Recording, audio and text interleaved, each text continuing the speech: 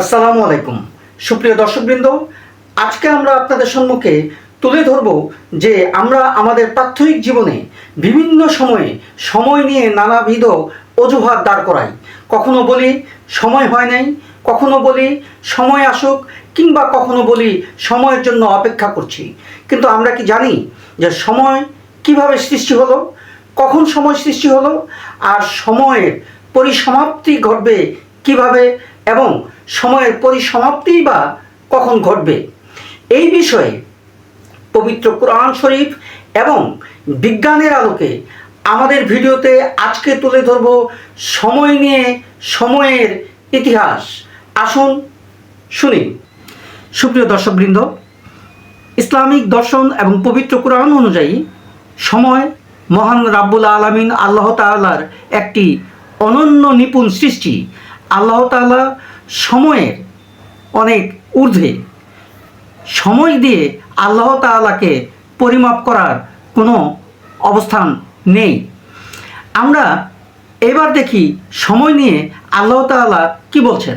পবিত্র কোরআনে আল্লাহ বলেন, তিনি রাত ও দিন এবং সূর্য ও চন্দ্র সৃষ্টি করেছেন। সূরা আম্বিয়া আয়াত নাম্বার 33।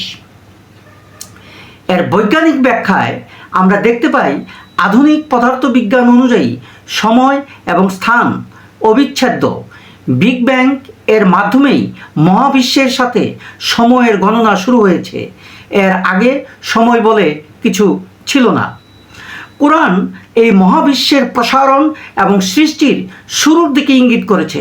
অর্থাৎ এই সময় যেরকম পথ চলা শুরু করেছে, আবার এই সময়কে সংকুচিত করে ফেলা হবে। এই প্রসঙ্গে বলে যে তোমার প্রতিপালকের কাছে একদিন তোমাদের গণনা 1000 বছরের সমান। সূরা হাজ আয়াত নাম্বার 47। অন্যদিকে আরেকটি সূরায় সূরা মাআরিজ এর আয়াত নাম্বার 4-এ বলা হচ্ছে, ফেরেশতা এবং রূহ আল্লাহর দিকে আরোহণ করে এমন এক দিনে যার পরিমাণ 50,000 বছর। অর্থাৎ এই যে আমরা আমাদের সাধারণ সময় গণনা করি চন্দ্র সূর্যকে হিসাব করে, এইখানে এই বিষয়টি অকার্যকর। এই বিষয়ে বিজ্ঞান কি বলে? এটি প্রমাণ করে যে স্থান ও তার ভর ভেদে সময়ের গতি ভিন্ন হতে পারে, যা আধুনিক টাইম ডাইলেশন তত্ত্বের সাথে সামঞ্জস্যপূর্ণ।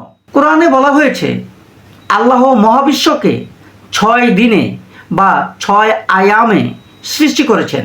এখানে আয়াম মানে আমাদের এই 24 ঘন্টার দিন নয়, বরং বিশাল 6টি কালখণ্ড বা পর্যায়, যা বিজ্ঞানীদের মতে বিগ ব্যাং। কোরআন বলছে, অতঃপর তিনি আকাশের দিকে মনোনিবেশ করলেন, যা ছিল ধূম্রকুঞ্জ। সূরা ফুসসিলাত আয়াত নাম্বার 11।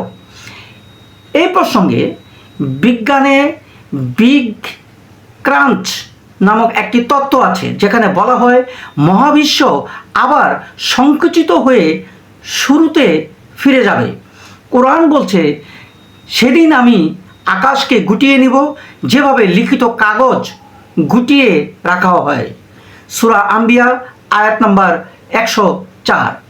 এটি নির্দেশ করে যে যেভাবে সময়ের শুরু হয়েছিল ঠিক সেভাবেই একদিন সময়ের সমাপ্তি ঘটবে।